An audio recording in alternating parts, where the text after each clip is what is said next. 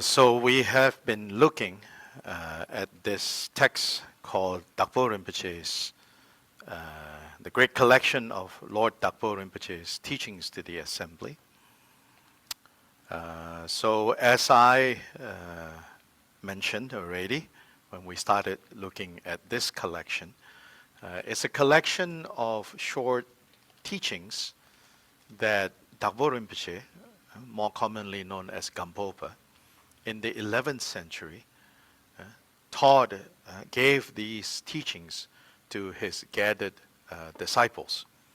So they are called teachings to the assembly because unlike other teachings, were other teachings also in his collection of teachings that are instructions that he gave one-on-one to different individuals.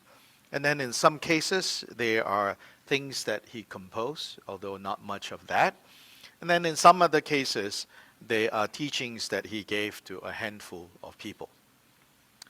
So, but these teachings to the assembly are basically transcripts. And when you look at the way these transcripts are, it's quite clear that the people who compiled them did not have the attitude that we have to get every single word that he used down there. And so it's a combination of capturing his words and summarizing. Yeah. So this really, I think, just the form of these teachings, called the teachings of the assembly, tells us how the early community surrounding Dakpo Rinpoche, Gampopa, so this community eventually, they identify themselves as Gagyupas, one of the four main lineages of Tibetan Buddhism. In this early period, it's quite clear that as much as the teachings of the guru, right, of the spiritual guide, is highly regarded, but their relationship, you could say, to the written word is not what we imagine it to be. And it's not what it has become for the tradition. And precisely for the tradition, like capital T. Yes. Not to the degree of the Judeo-Christian Muslim tradition of scripture, where scripture is, like every word, every comma, every semicolon is like, eternal. I think in the Abrahamic traditions, the Talmud has that status. The Quran definitely. It says that the human copy of the Quran is a facsimile of the eternal Quran that exists. And last time we were here, or maybe Ladrup teachings on this past Saturday, I also talked about how the historical Buddha himself basically rejected this way of relating to the teachings. Like there are these sacred words, so powerful, so important, that you cannot miss even a punctuation. But rather, teachings and instructions were given extemporaneously, and you're supposed to hear those words, get the meaning, keep in your heart, apply those teachings. So in the teachings of the assembly, it's quite clear that they were given extemporaneously. They may or may not have very clear organization. It's just, again, the extemporaneous teachings that the Guru gave to a gathered assembly. So this is the nature of this particular collection. And in here, and also when you look at how it's organized, you can also tell, even the person who put this together didn't think through, right? this one should come first, this should come next, and so on and so forth. So then I offered you a version of how I think you could read this collection in a way that flows, right? In terms of like the things that you need to know at the beginning. All the basic things that you should know first before you read the more advanced teachings, so to say, so that you have a context, so that you have a framework to work with. So that collection, that arrangement that I gave you is simply based on my own understanding of how to read this collection. And already, like right now, I can tell you, I want to move things a little. So let's look at that note that was posted.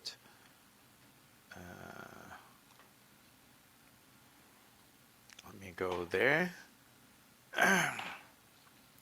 So the note that was posted, it says recommended order. Let's see. So what I want to do is I want to move. Basically, I want to move the importance of faith, starting on page 4, up to the point that we are now.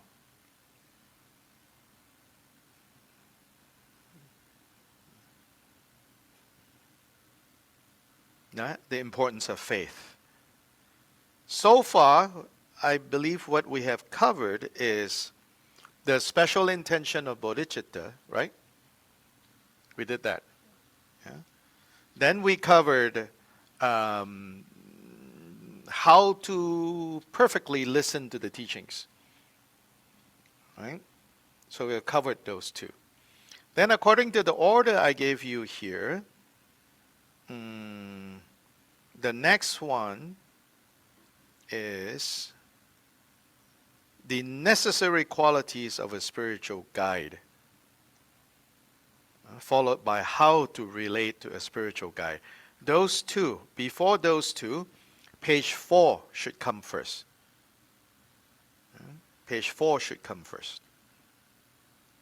The importance of faith. So that's where we're going to start today, the importance of faith.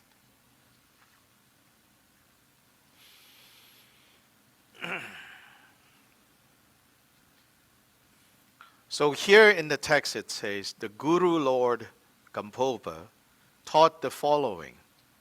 In general, for practicing Dharma, the basis is faith. So this word faith, temporarily know that in this context, in the Buddhist context, faith has a different meaning from what you normally think of in the context of other religions. So just for now, you just leave this faith and say, I have to learn about the content. What are they really talking about? It's not exactly what we may recognize as faith. Okay? So it says,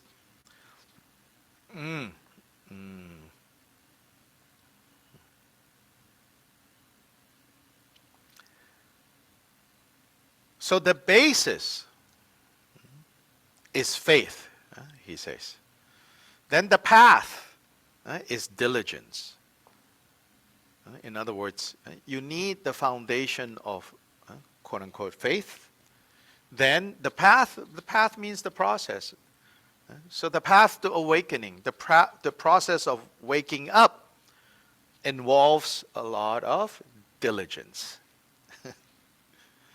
And wisdom is one's companion. So here wisdom means, there is the wisdom of the Buddhas, of course, the fully awakened like wisdom. Here it doesn't even need to mean that. Here it means, and along the way, right, on this way that needs a lot of diligence and needs to be grounded in faith, you need to also have understanding. So wisdom is sometimes such a big word, We also have a habit of maybe capitalizing the W. These days, randomly capitalizing words don't happen that much anymore in these spiritual texts. So here wisdom may be, enough to think of it as understanding. You need to be guided by understanding. So immediately now we know it is not interested in, this tradition is not interested in blind faith. So your companion should be wisdom. Therefore, one must possess faith, diligence, and wisdom. So from the precious garland, he quotes an important Buddhist text. Precious garland, in this case, is referring to a composition by, I believe, Nagarjuna, a very important Indian Buddhist master, also said to be Jigten Sumgön. In his lifetime as an Indian Mahasiddha, Jigten Sumgön, founder of Drigung Kagyu, was Nagarjuna. Anyway, in the precious garland it says, because one has faith, one strives in the Dharma. Because one possesses wisdom, one understands correctly. So here it's saying, faith is what keeps you going, In a way, faith is what gives, like the, fuel booster, right? If the diligence is the fuel, faith is like the booster that will keep you going. And wisdom is the one that helps you to understand correctly. Of these two, the main point is wisdom, but its precursor is faith. Without this faith, this wisdom, understanding also very hard to arise, very hard to develop. So faith. And furthermore, in the Sutra of the 10 Dharmas, it says, for those without faith, virtuous dharmas do not arise. Virtuous dharmas, here dharmas don't necessarily mean like the teachings of the Buddha or the practice. Here dharmas means like phenomena, and in this case, phenomena means like conditions. So if you don't have faith, then virtuous conditions, meaning conducive conditions, helpful conditions, they will not arise. Just as green sprouts do not grow from seeds scorched by fire.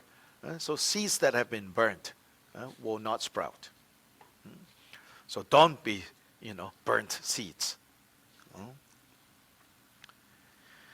Regarding the actual basis of faith, so now he's going to give a more detailed discussion of this faith. Regarding the actual basis of faith, there are 7 aspects. Now, Gampopa, right, Dakpo Rinpoche, is also famous for having composed this very detailed, very systematic text. Now, that text he actually sat down and composed. Then it's written in a very organized, scholastic way.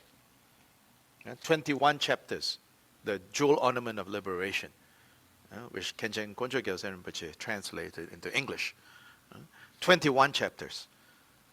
There is very systematic, and there is one chapter that discusses faith, this quote-unquote faith in detail. Right? You almost think that this is, when he taught this right now, maybe post-writing Jewel Ornament. And he's summarizing that chapter here. There are some interesting differences. If you're that kind of a geek, it's good to compare what he says in Jewel Ornament and what he's saying here.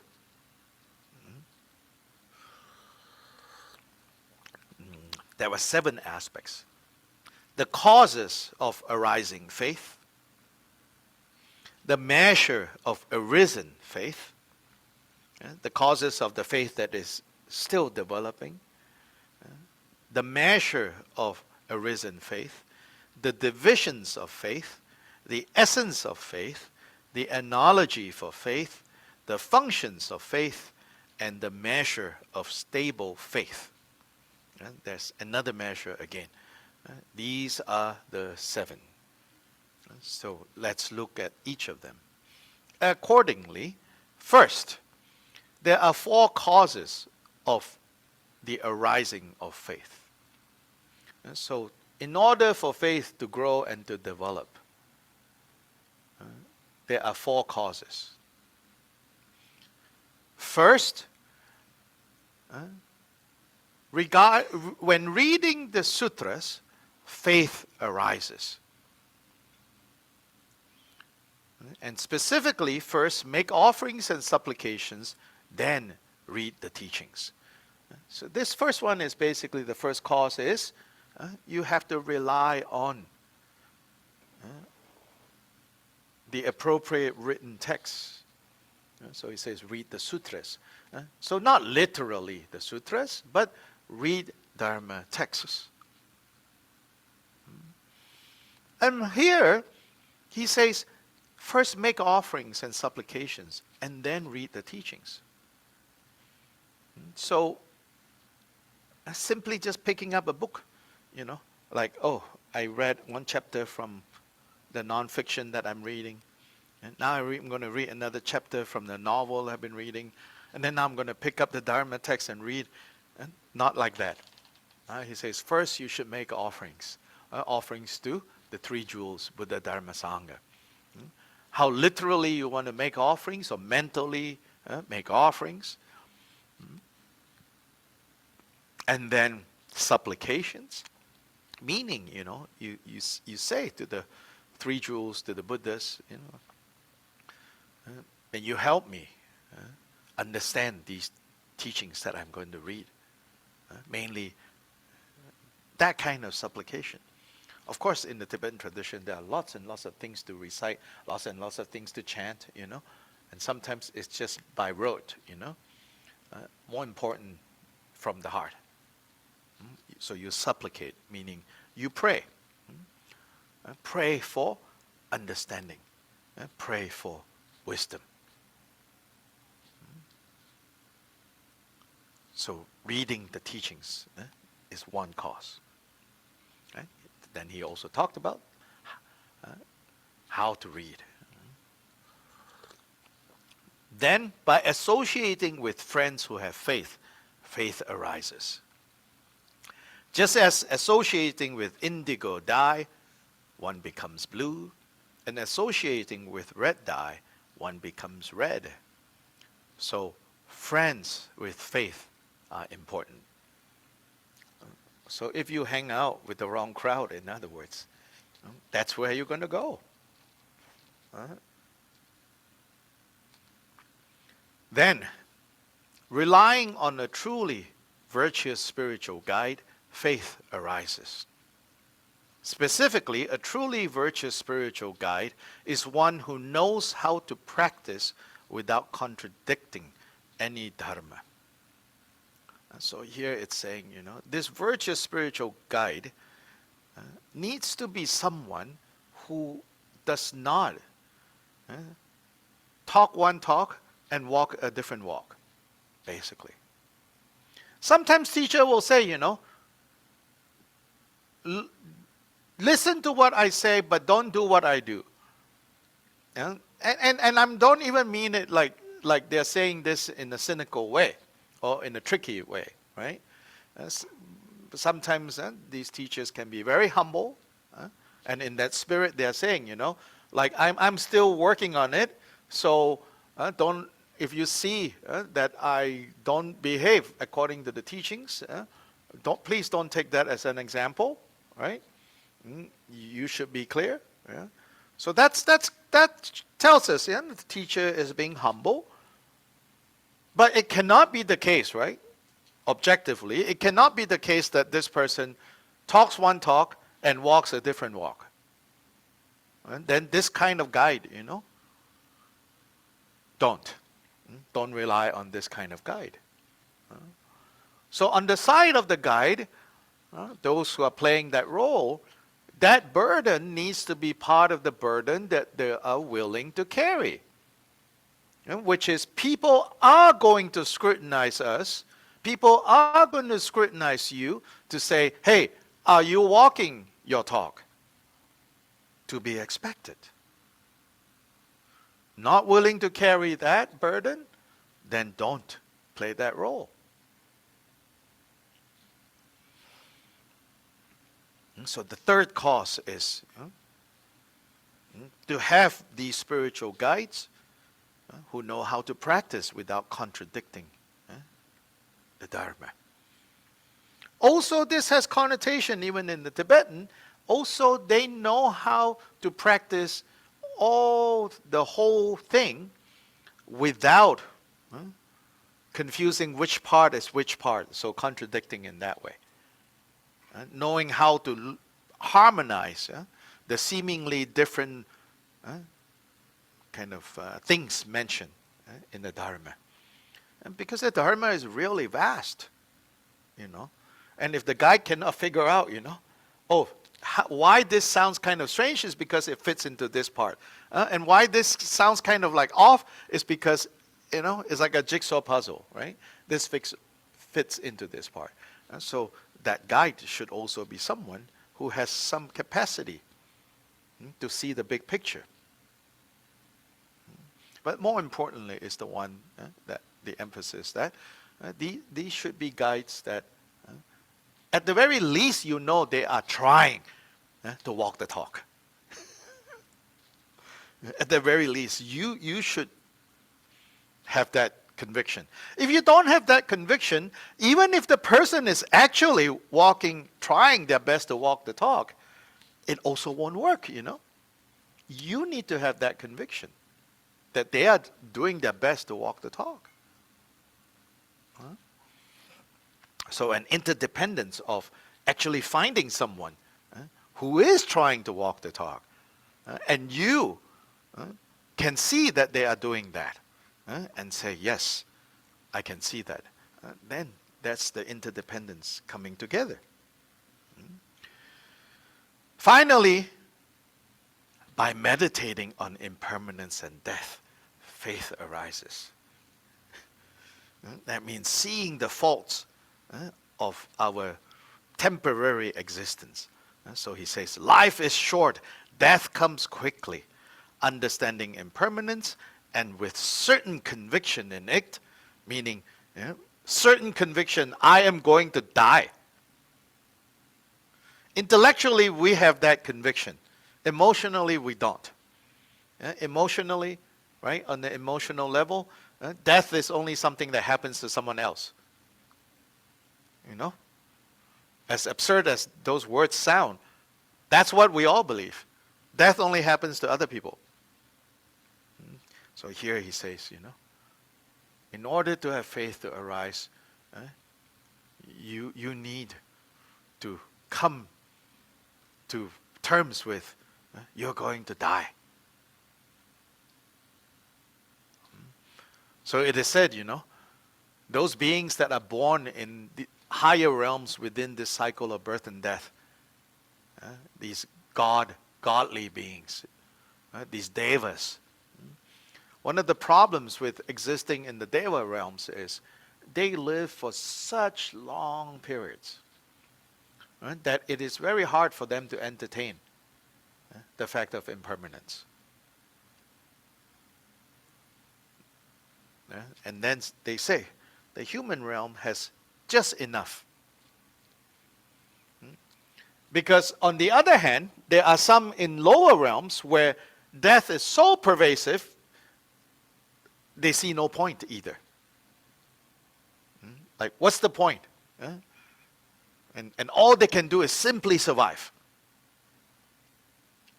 They say there are some other beings who are less fortunate, born in like the hell realms or places like that. And then from here you can see how this even applies within the human realm. Some of us have it so good, right? Or most of us have it so good that we never think about deeper things, spiritual things, because life is going so well. then effectively you are stuck in some God realm. But some of us are in such a situation that no possibility of entertaining that there could be something more than just surviving. So in the human realm, we have many people in that situation. But if you are here, it means you do have the conditions, the perfect conditions of being a human. And being a human in this sense, then you have what it takes, right? So these are the four causes. Then second, the measure of generating faith is found in understanding impermanence and death. So recognizing impermanence and death is not only the impetus for the arising of faith, but it is also the measure of how well faith has arisen. Well, depends on how clear your understanding of the truth of impermanence and death. And here it says, very nicely it says, the measure of generating faith is found in understanding impermanence and death. And so, sometimes we say, oh, I understand impermanence and death. But then your understanding is flawed because you say, oh, I understanding impermanence and death. And in conclusion, let's party while we can. Well, that's a wrong conclusion in recognizing impermanence and death. Or, oh, I know impermanence and death. So in conclusion, I'm going to make tons and tons and tons of money so that my body can be frozen because in 50 years, they're going to find a way, right, to wake us all up. Right? So all those are mistaken conclusions. And here it says, and thus, in seeing the truth of impermanence and death, thus reversing the heart's clinging to this world. The heart's clinging to this world. This world, right? This world is not talking about planet Earth. So don't overextend this and say, oh yeah, just trash the world, We're supposed to not cling. No, that's not what it's talking about. This is talking about the world, it's internal. Meaning your concept, your thoughts, your mistaken ideas about what this is all about. Reverse clinging to that. So in Buddhism, in the Buddhist teachings, when they say the world, they're not really talking about the physical environment and all the beings in it.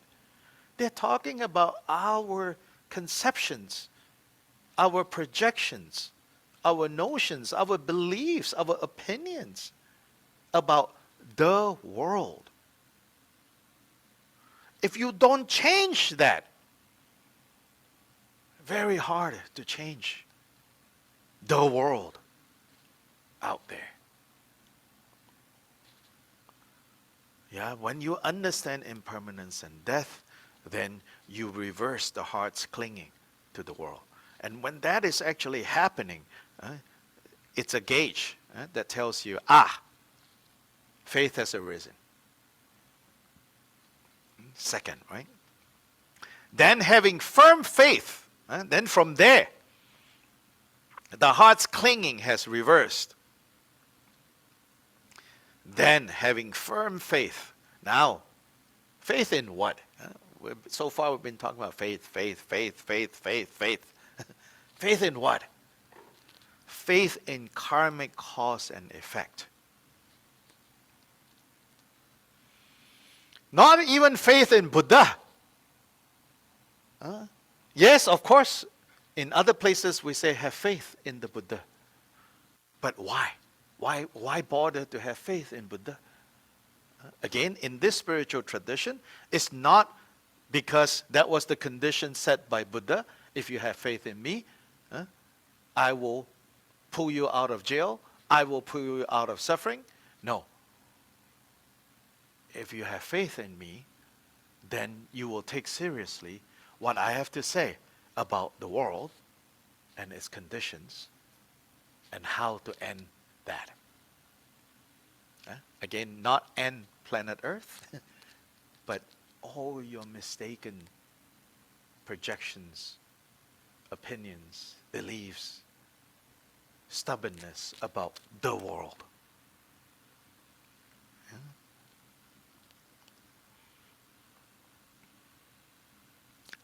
And most importantly is karmic cause and effect.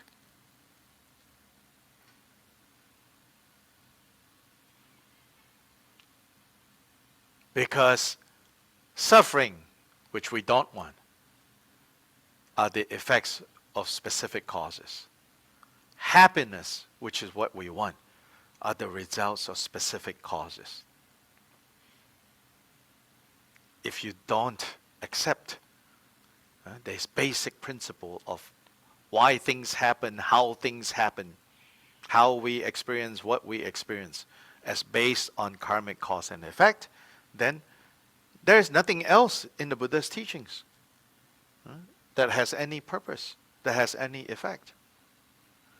Often, people get carried away by, there's this teaching about emptiness, about Buddha nature, about this, about that, about your awareness is pure, la la la. All those things are just tricks.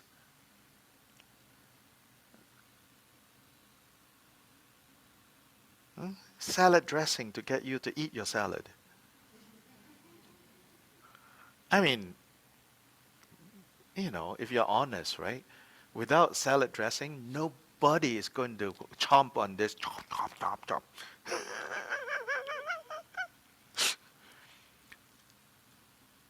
But it's good for you, right? You have to eat your vegetables. You need the fiber. So that's accepting karmic cause and effect. If you don't accept this basic premise and not just accept and therefore operate from that position, there is no solution to this mess. So then having firm faith in karmic cause and effect, and then he says, and how do you know, right? That now you have firm faith in karmic cause and effect. It leads to caution regarding virtue and non-virtue. You become more and more cautious about not creating the causes of suffering. You become more diligent in creating the causes of happiness. And then he says, and diligence in accumulation and purification. That is one way to summarize, what is it? What is this path to awakening? What is this Noble Eightfold Path? What is this method to become awake, to become Buddha? It consists of two aspects. One, to accumulate merit and wisdom. Two, to purify the mental defilements. Purifying mental defilements means what? Clearing mental defilements. To clear, to purify. So, Buddhist English has become a little sloppy. I just committed that sloppiness. Purifying mental defilements. The mind is what is being purified, not mental defilements. Mental defilements, by definition, cannot be purified. It's like saying, I'm going to go wash the dirt. You're like, wait, what? No, you mean you were going to wash the cloth, right? You wash the cloth because whatever it is that you're trying to get out of the cloth is not part of the cloth. Likewise, in that way, the Buddha says your mind is innately clear, innately pure, pristine. Yes, like the cloth. But the cloth now has a stench. The cloth is now stained. So when you say purify, you are purifying the cloth of the adventitious, the temporary stains and stench that has polluted the cloth. So it's not purifying mental defilements. But you say, matter of semantics. No. Some people actually think that mental defilements have qualities that somehow you could just remove the bad part of mental defilements, and then you can have the good part of mental defilements. Oh yes, people who practice Vajrayana, like after 10 years, their temper is still as bad, but they say, oh no, now it's wrathful. But you're still a jerk that nobody wants to hang out with you.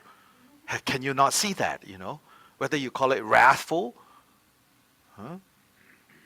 or, someone who lashes out at anyone and everyone at the slightest.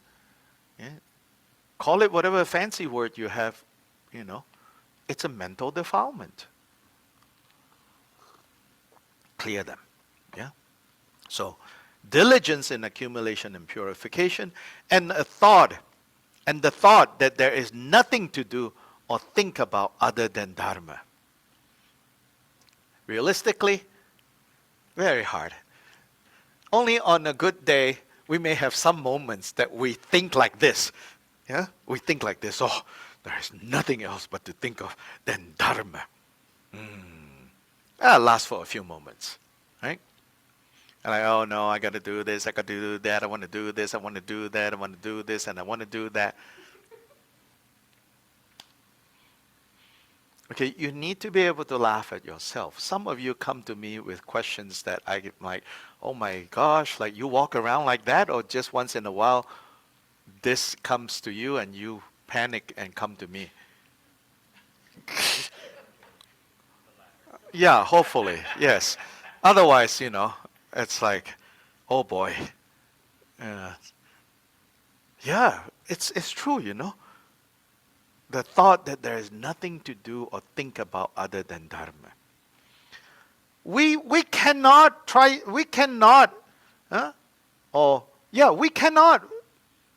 to explain this away, Just because I can't do it right now.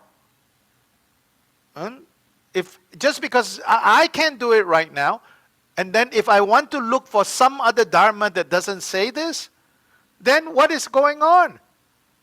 It's just self-deception. But sometimes we do that. We're like, I don't like this. I'm going to go find something that makes me feel better.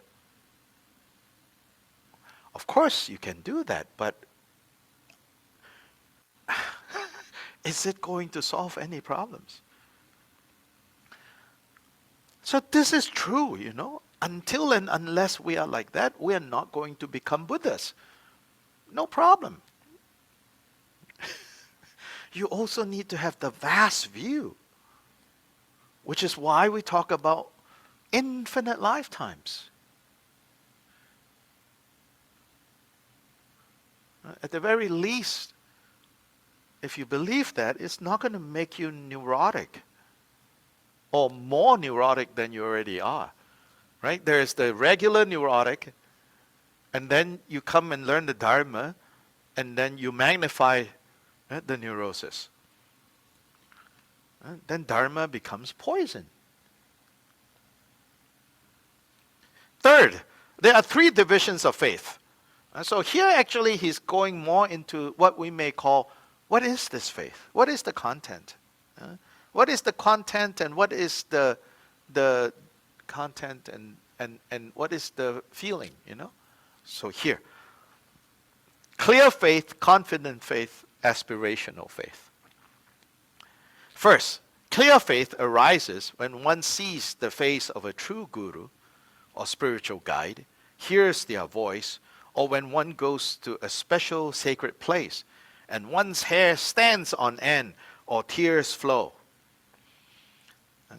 What is it talking about here? To be inspired by someone or some place. To be really inspired. Inspired to turn to the Dharma. You see someone. See someone like, like the Dalai Lama. Or you hear their voice. Or he says, when you go to a sacred place, you can also have that feeling. So that's what clear faith is. Second, confident faith. Confident faith is practicing the teachings of the perfectly awakened Buddha, whether extensive or concise, without any doubt. Not without any questions, okay? Questions. You keep having questions. But without having doubt means you are no more. And maybe you are not there yet, and that's fine. But I should work to that point of not having doubt. What not having doubt is really going, is this true or not true?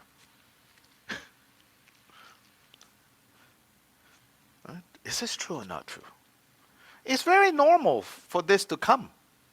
But if after a while it's still coming, and coming powerfully, then maybe you don't understand the Dharma.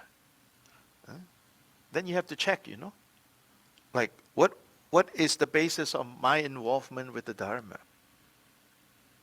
Yeah.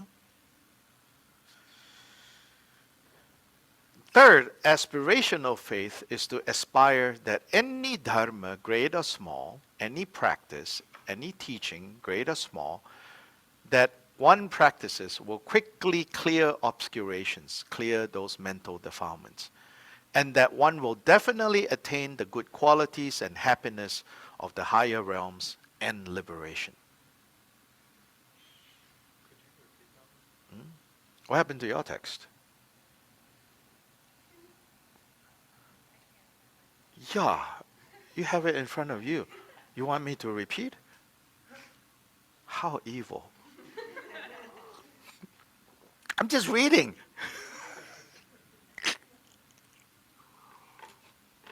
Page 8.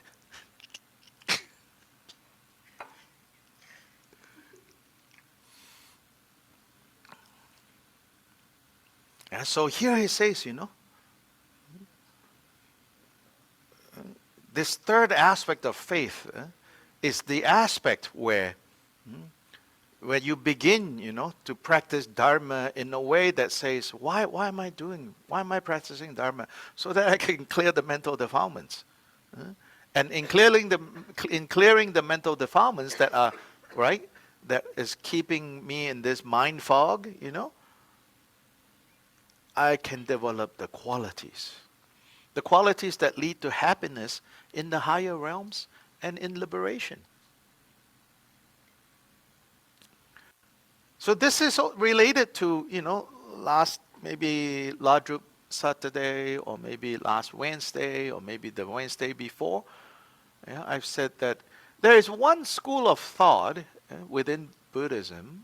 It's not an actual school, but there's a strain of understanding where it emphasizes how the happiness of Buddhahood and the ordinary happiness, they come from different sources, and therefore they go in different directions. There's a strain of understanding in the whole Buddhist world, you could say, that emphasizes that the happiness of Buddhahood and the temporary happiness, they come from different causes, and they are sort of going in different direction.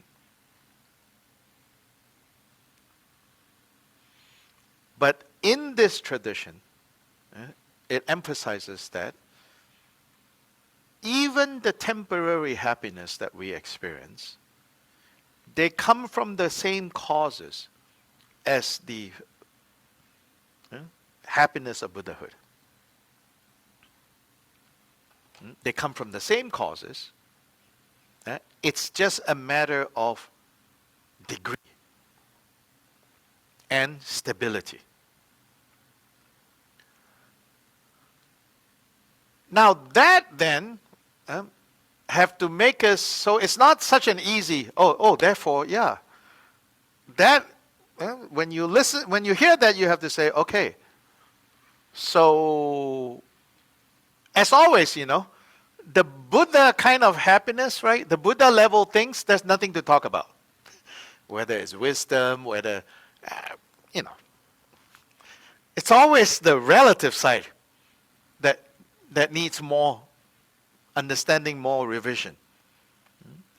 So the second way, a second strand of this issue, the one that is represented here, he says, because one will definitely attain the good qualities and happiness of the higher realms. The higher realms are referring to the temporary happinesses that can be found within the cycle of birth and death.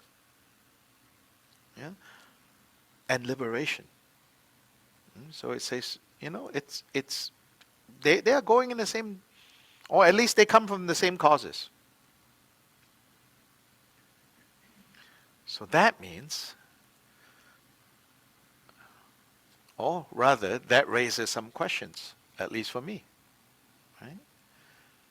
And you say, okay, what about the happiness that comes from partying all night? Same causes as Buddha's happiness? What do you think? Now we can have some discussion. Yeah, what do you think? And do we have a mic so that other people can hear what people are saying? Okay. You want to stand up, or whoever? Oh, that's his job. The gecko is supposed to stay there and throw away people's phones. Except that now they can pretend they're reading the text.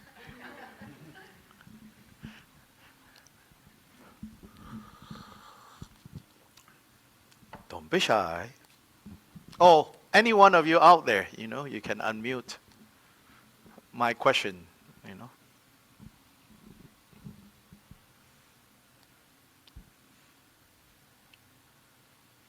Nathan, move this. Move it. Too much incense.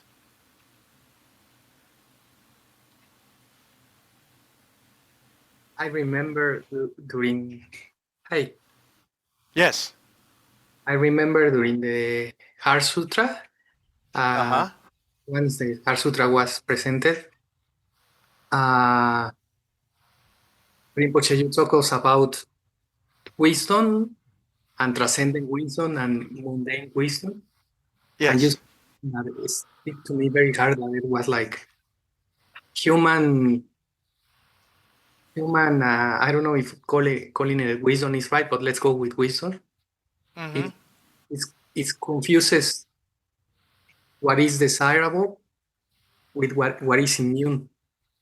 Mm. And Okay. what is Okay, immune. I see where you're going. Yes. So then what Renee is saying is that, yeah, so we have to revisit, is that really happiness? Partying all night.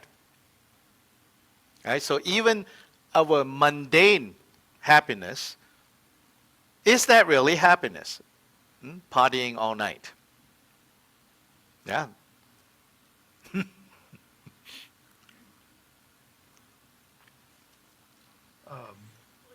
It doesn't. Uh, Who's speaking? I think Judy is going to say something. Yes. If you use a different Closer. if you use a different example, such as seeing a beautiful sunset to bring happiness, or Yes. a beautiful piece of art, that has a different connotation to me than being happy about partying all night, Yes. because that usually ends Yeah. in So suffering. there's other types of happiness. Other types of happiness. Yeah. And if if you think a sunset is beautiful or sunrise, and the causes come together to allow you to experience it, that is a similar situation of aspiring to Buddhahood. And Yes. so it's, Okay, good. Yeah. well, I'm finished. Okay. Anyone on Zoom? Can I, Yeah. Please, Jeff. I was thinking, virtue and non-virtue are distinct. So whatever action you perform, some part of it may be virtuous and some part of it may be non-virtuous, but it is the Yes. virtuous conduct, the virtuous intention, that's going to result in true happiness. The non-virtuous intention is going to result in samsara. Right. So now a fine tuning of what we are already saying. So if we take it back to the scenario of partying all night, right? There, it could be that you're enjoying other people's company is a virtuous cause. Yeah? But there are other aspects of the partying all night is non-virtuous causes. So then they unfold accordingly. Yes. Just a small part. Are happiness and enjoyment the same thing? It could be, Because I could say, from the perspective of partying all night or anything else, you might derive enjoyment from an activity. And enjoying what's going on might make you happy. Yes. So Yes. happiness is happiness, but the thing you're happy about, that's different. Yes. Yeah, so we can look like in more detail, right? Like a particular experience, and the different facets of that. What exactly about that experience, right? That we label enjoyment or torture or a mix of that. What aspect of that actually comes from what we would call skillful or bright causes, and what does not?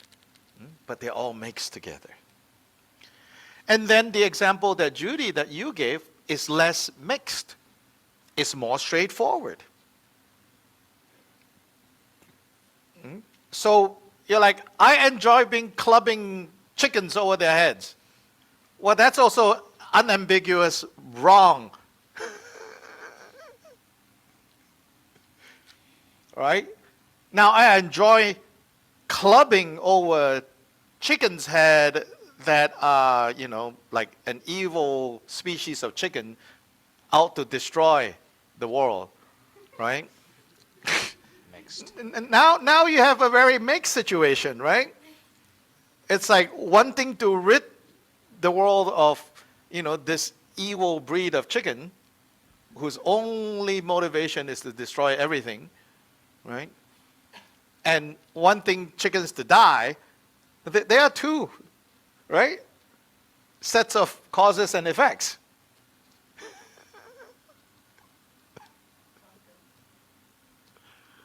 Yeah, there are two causes and effects. Two different sets of causes. At least two different sets of causes and effects. Yeah, so in this tradition, or in this emphasis, basically, fundamentally, yes, I think Buddhist followers more or less agree.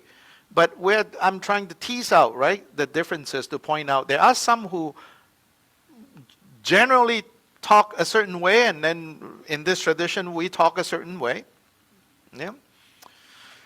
And here, it says there are, I think the vocabulary we have come across sometimes is translated as wholesome.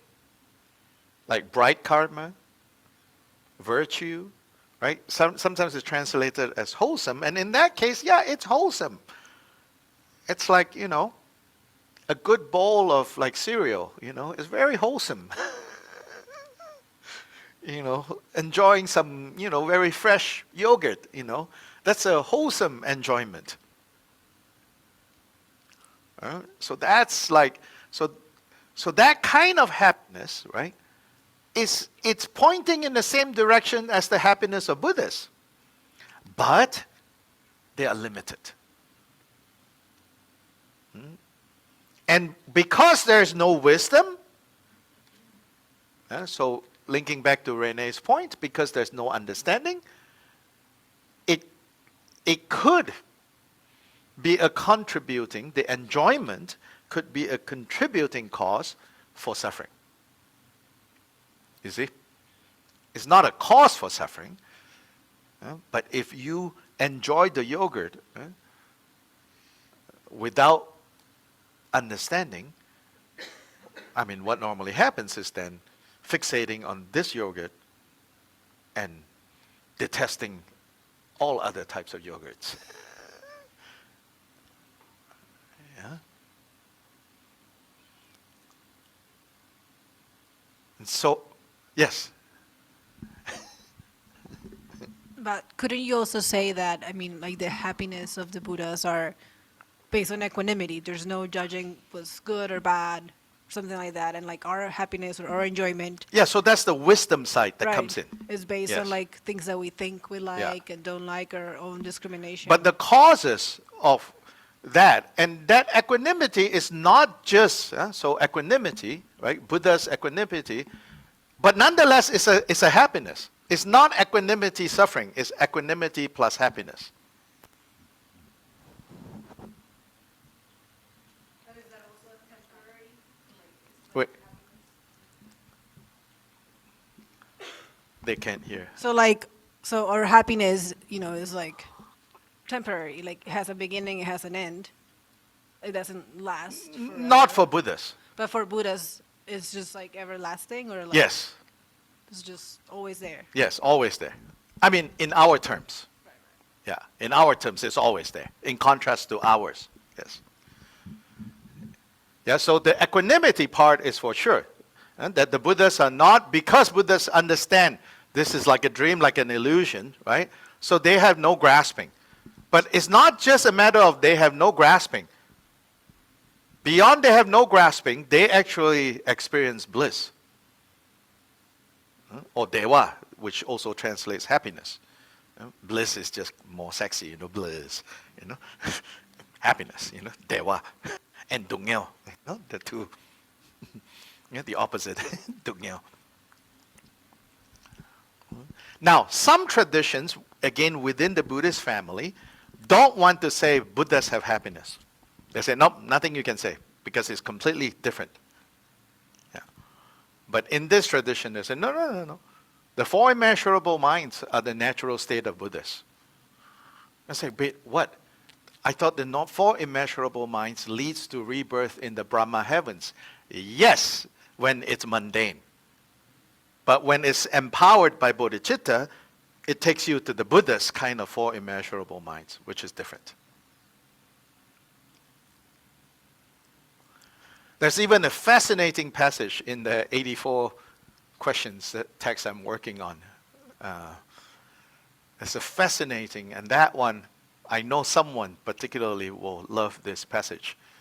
Someone who, Tibetan Buddhist, a friend of mine, one of our translators, Tibetan Buddhist, but hanging out in Thailand a lot, lived for years teaching English there.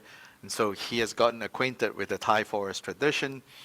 And there, the monks talk a lot about developing what in Sanskrit is dhyana, very advanced, concentrated states of mind, the dhyanas. In Pali, it's called the jhanas. And just for some of you who are geeks, especially a couple of Malaysians, Leonard, take note of this passage, because there are hot topics of debate in the Theravada world of Southeast Asia. The needs, the necessity or lack of necessity of the jhanas when it comes to achieving liberation. They don't talk so much about Buddhahood, they talk about arhat, but for all intents and purposes, we're talking about getting to the final, okay? So in the Theravada community these days, there's a lot of debate Necessary or not necessary? For a long while, not necessary. And this is the Burmese tradition, especially the Burmese tradition, for those of you who know, the Mahasi tradition, they say, no, not necessary. In fact, they are traps. Don't go there. Now the pendulum has swung the other way. All these people in the Theravada community, including in the US, and there's a couple of them who write books, lay people. I forgot his name anyway.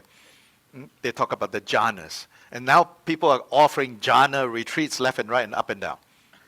Okay? Part of it is a sleight of hand, because they redefine how intense these states of mind is, and therefore then now people are like routinely entering the 4 jhanas. There are 4. So after one retreat, people are like, oh, I got the first jhana, and they're like, oh, she got the 3rd jhana. I don't know, right? Anyway, there's lots of debates, need or don't need. And in this 12th century text, Kyoba Jiden Sumgan says, and somebody raised a question. Why is it that it is said, and this is correct, this is not just Tibetan text, but the Theravadins will also admit. So I don't know how current debates in the Theravada world has handled this. It says, very observant, this question. And very curious that in 12th century Tibet someone was raising these questions. Because I have not seen it raised in other Tibetan Buddhist writings. So Jigden Sumgan's community is kind of an oddity, the early Kagyupas. So they asked this question. They said, why is it that in the accounts of the enlightenment of the Buddha, it says that Buddha, before Buddha, Siddhartha, successively entered the 4 dhyanas and then achieved Buddhahood under the Bodhi tree. And then they say, and also the account of the great passing away into Mahaparinirvana, the Buddha went all the way through the 4 jhanas and then manifested Mahaparinirvana. And then the question that follows and says, so given that that's what is reported that the Buddha did, which seems to suggest it's really important, why is it said that these 4 jhanas are mundane? Which is also true, because, and that's part of the debate in the Theravada world. They say, no, you can accidentally get into the jhanas and get stuck, then you cannot get enlightened. Because you have reached the height of samsara, as in very subtle. And this has to do with the formless realms in Buddhist cosmology. How do you get to the formless realm? You get to the formless realm through the development of the jhanas. Yeah? Jigden Sumgan's answer, he said, no, actually the question is not about mundane. The question is, so are the 4 jhanas necessary for attaining Buddhahood? And Jigden Sumgan's answer is absolutely. Then follow-up question. Well, aren't these jhanas mundane? He says, for those who practice in the mundane context, they are mundane. And what makes them not mundane? Bodhicitta. And then he explains, he says, the reason why it's necessary to go to develop the 4 jhanas, and then the Buddha, and the question did not lay this out, but if you have the knowledge, you know what else is going on. In his, I don't remember about enlightenment, but in his passing away, he entered the 4 jhanas successively, then he came out of the 4 jhanas, and then he passed away. And it's related like that. So Kyoba Rinpoche says, the reason is, if you don't develop the ability to enter the 4 jhanas and to come out of the 4 jhanas at will, you don't have the power to help others. So he links it with, it's the Buddha's ability to help others that requires the mastery of more and more profound states of concentration. And he says, that's why is necessary. And yes, he says, if you practice these states in the mundane way, you can get stuck. You can enter, you cannot leave. Because it's kind of a mental blanking. Consciousness becomes more subtle, more subtle, more subtle, more subtle until you cannot find it. And it's a case of you cannot find the consciousness. So the higher state in the formless realm is called neither consciousness nor non-consciousness.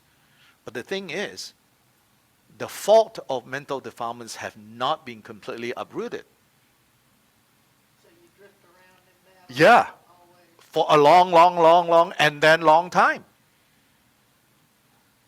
So there are warnings to say don't do this because you could accidentally. So, in the Burmese tradition, they say no, don't develop those things. They only read certain texts that say how dangerous it is, but there's no explanation for. Well, in that case, why the heck did the Buddha enter the four jhanas, came out of the four jhanas? And Jigten Samgön's point is, in order to have the ability to help others. Very interesting point. Very interesting answer.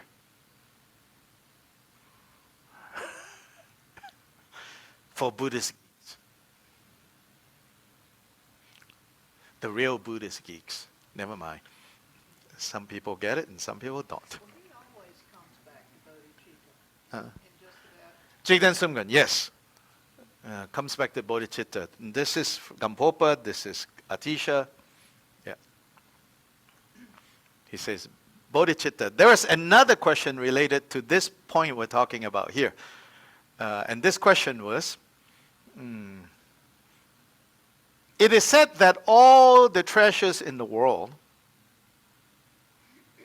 something like, isn't it said that all the treasures in this world,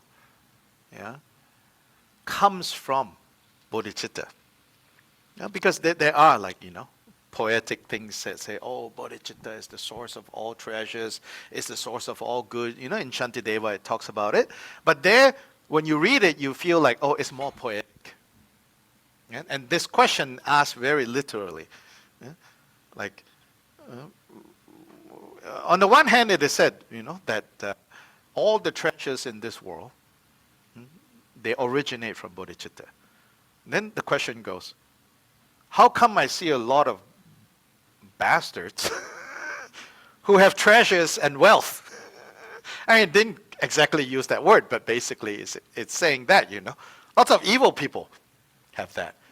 And Kyoba Rinpoche's answer is still, no, they still come from bodhicitta. What? Exactly.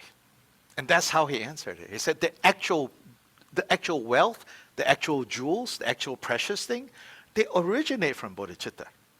But these people, he says, they're not enjoying it. So it's not for them.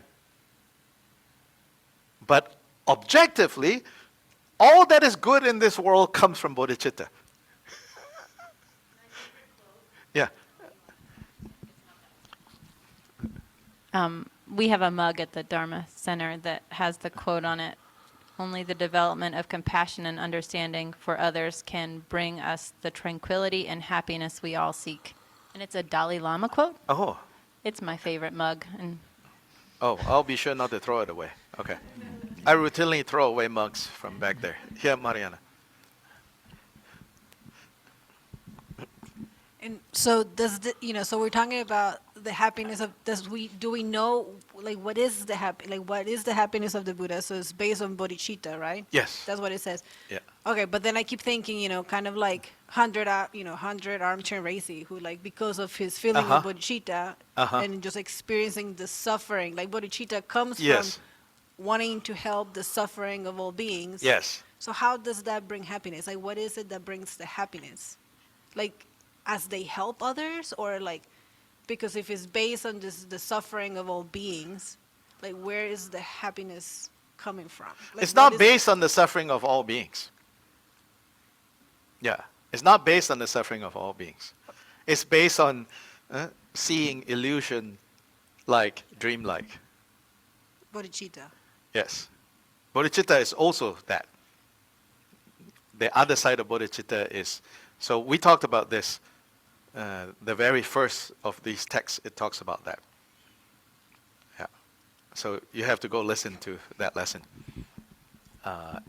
Often bodhicitta people think it's just compassion and love. No.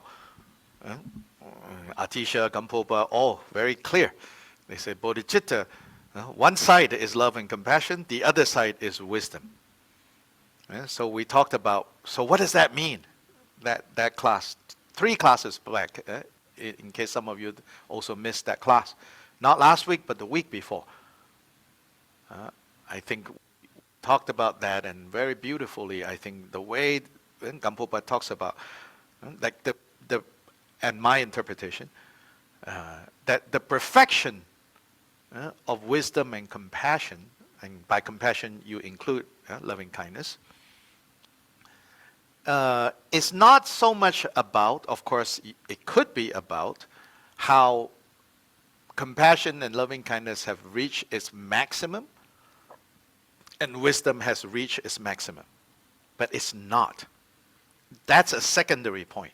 The main point is how these two are said to be perfected is when these two have become somehow, magically, mysteriously, mind-bogglingly inseparable. Because where we are at right now, these two are going in opposite directions. Yes. The happiness that is reached by Buddhas is when these two become inseparable. Because right now, right, these two things are actually going in somewhat different direction. Like, because the wisdom side is to recognize deeply, completely, thoroughly, the dreamlike and illusion-like nature of all phenomena. Now, where we are standing, I think we can honestly say, but we don't say it because we want to be good Buddhists, want to be like upstanding members of the card-carrying members of the Buddhist family. We say, oh, but that makes you more compassionate. But actually, right now, most of us think, if I really consider everything to be dreamlike and illusion-like, it's like, who cares? Yeah, just eat Cheetos while you have it, and then everything else, yeah, it's not. And then if you are so caught in the love and compassion, you'll be suffering all the time. Yeah, because love and compassion is painful, especially compassion. But Buddhas bring these two together. So that on the one hand, they don't give up ever on liberating others. Because the whole purpose of them working so hard is so that they can liberate others. But at the same time, they understand these so-called others and the self are dreamlike and illusion-like.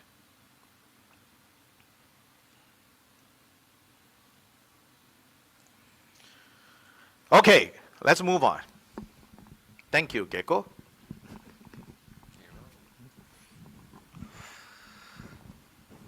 It's about an 8 today.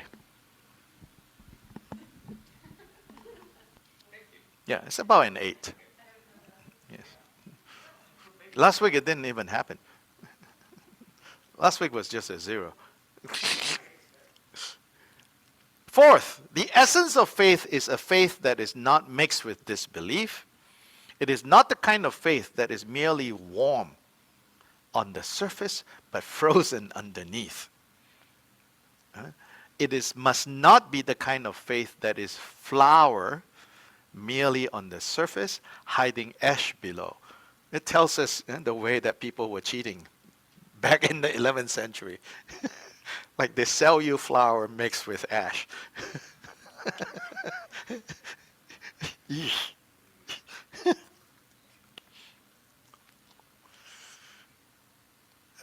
In the Second World War, I was watching some documentary. They were baking bread mixed with hay. Yeah, like like rye flour with hay, because there's not enough flour, so that it will last more. It has no nutritional value, but it fills you up. Yeah. Anyway. What? Chicory. Yeah, chicory. Yeah. It must not be the kind of faith that is flour merely on the surface and hiding ash below. The essence of faith is faith to practice only virtuous Dharma. Yeah? To create only virtuous causes and conditions. So this one, what is the essence of faith in brief, right? This section, it's genuine, heartfelt, and not two-faced. Yeah, not just pretending to be. Now, how do you get there? You don't get there by pretending. Yeah, you don't just pretend to have faith. You work on it. You want to gain conviction that, yeah, I see this. I get this, I can accept this. Fifth, the analogy for faith is a water purifying jewel that when placed in muddy water, purifies it. Similarly, faith makes the mind clear and separates from the pure from the impure. So this faith actually has a function, has a quality, or this analogy is showing us that it has the ability. So how do we know that it's the right kind of faith? Well, it's the kind of faith that makes your mind clear. Dispelling disbelief.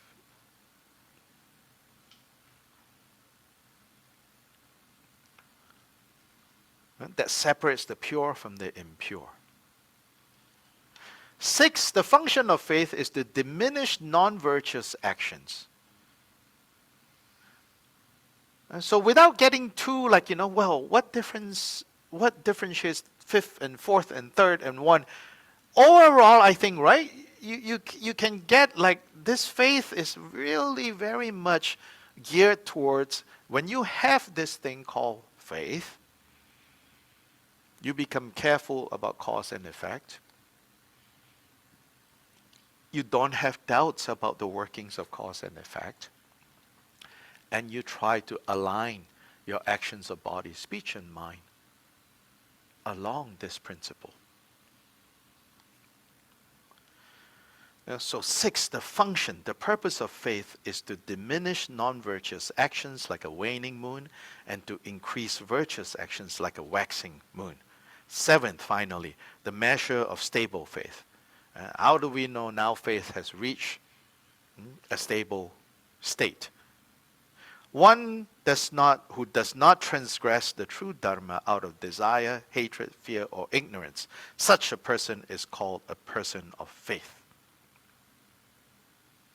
And the rest is just repeating.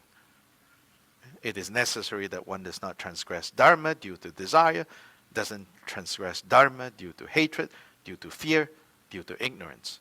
If one possesses these qualities, one has faith. So this is what faith is talking about. Cause and effect, trust, deep trust in cause and effect. Later in elsewhere, right, in the 84 questions, they bring up things like, so faith, and especially, it says, in this tradition, you talk about faith in the Guru, which is the next 2 teachings that we're going to look at. So you talk about faith in the Guru. Then there's also faith in cause and effect. Which is more important or which is more profound? What? His answer is, his answer is, if you really understand, then there is no difference. What do you think the Guru is, if it is not cause and effect? And if cause and effect cannot be your guide, then that principle is useless.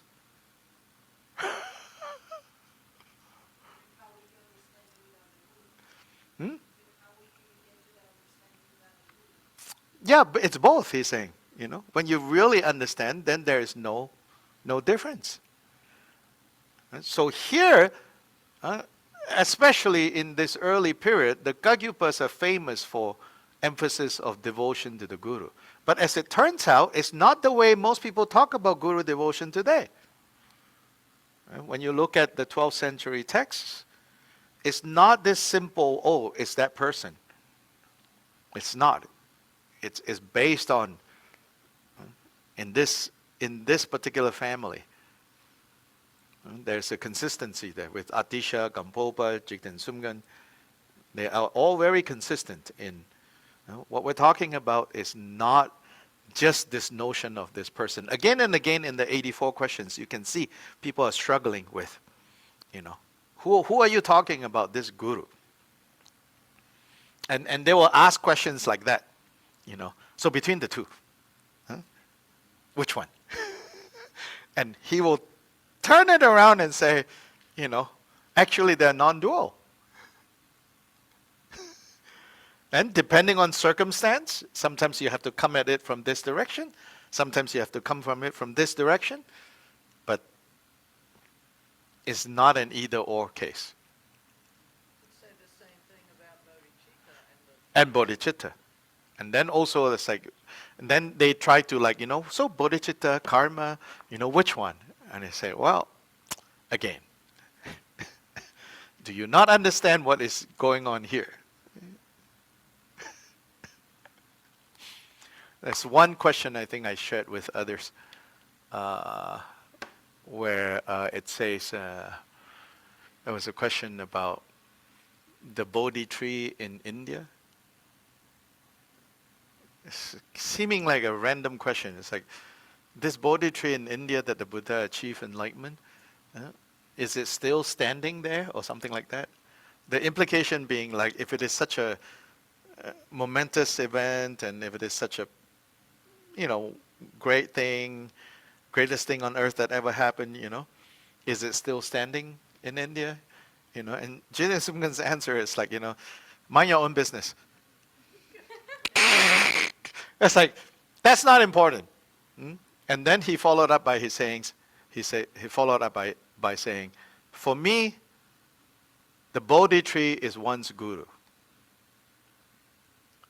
That means if you are sheltered by your guru, then the real Bodhi tree exists, regardless of whether the one in India is standing or not.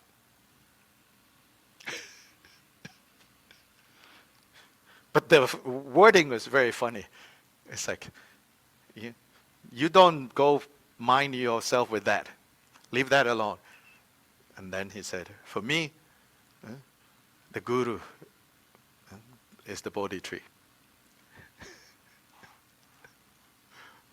There is a comment that was can somebody read? He's asking, do you mean faith like confidence or trust? That's just one word with another word. Yes.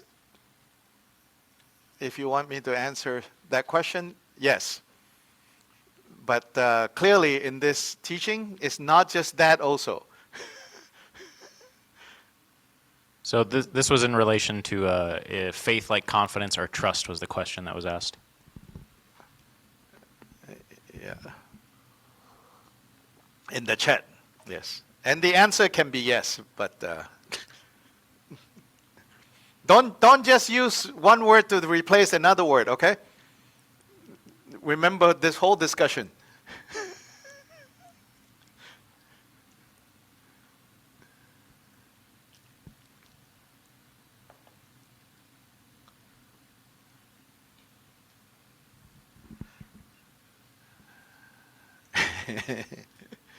Okay, now